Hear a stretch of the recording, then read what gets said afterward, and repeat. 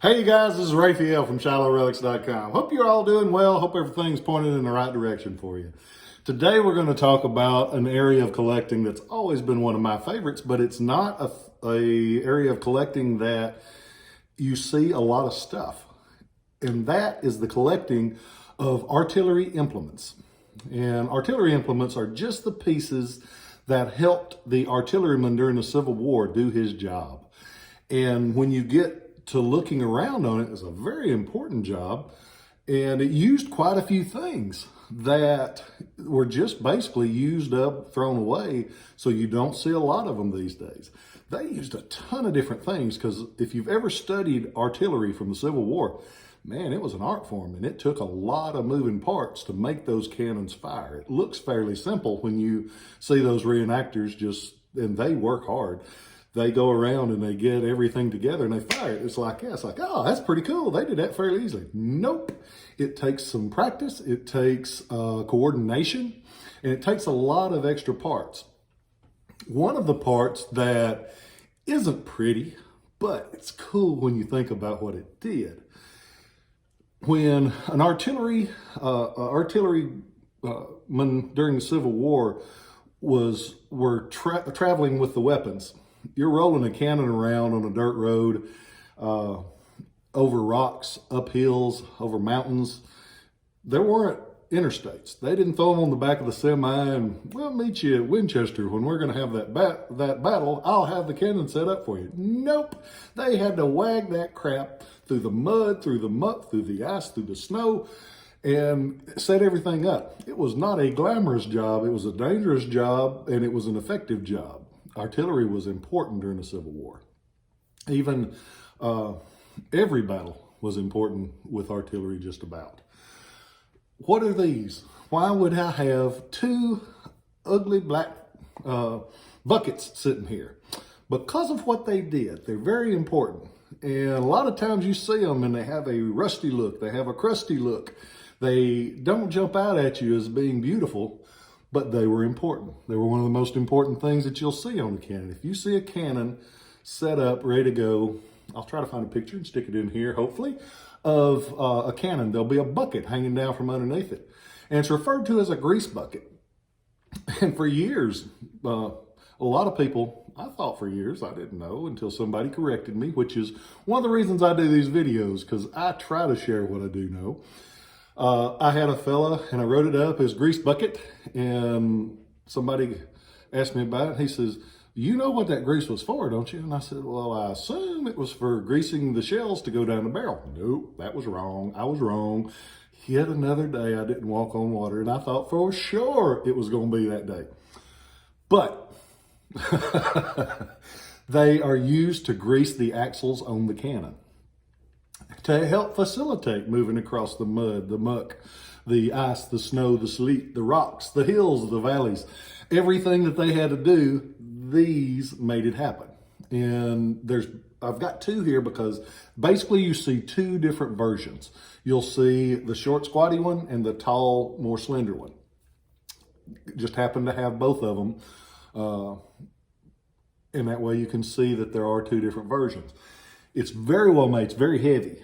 If you see one of them and pick it up, it's a massive piece of iron, because it hung underneath the barrel and it was going to get hit. It was going to get knocked around, and they made it thick enough to withstand it. They used a heavy link chain to hang it, and on top, they've got a lid that slides open. And never turn these upside down, because a lot of times they've got 150 years worth of gook in there, and you're going to make a mess if you flip one of them over most of the time. But these both have the chains. They're both really well constructed. They've got a bottom cap, top cap, and they're peened in place. Massively built. That's why they hold up so well.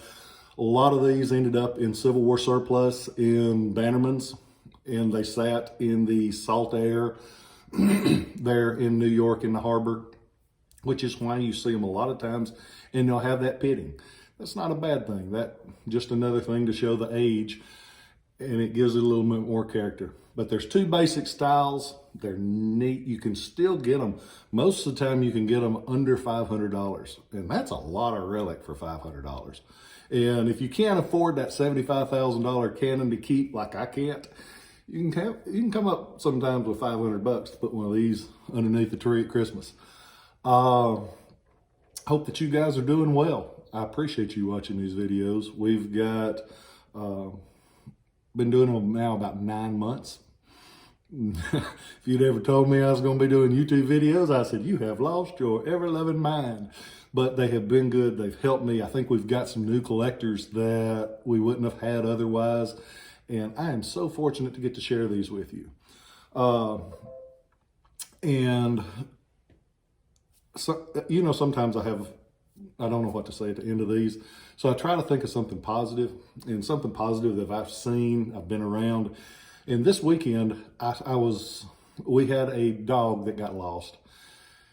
And I'm not really a dog person. I'm nothing against them. And the people that love them, boy, they go all out for them. But we had one that got out and got lost.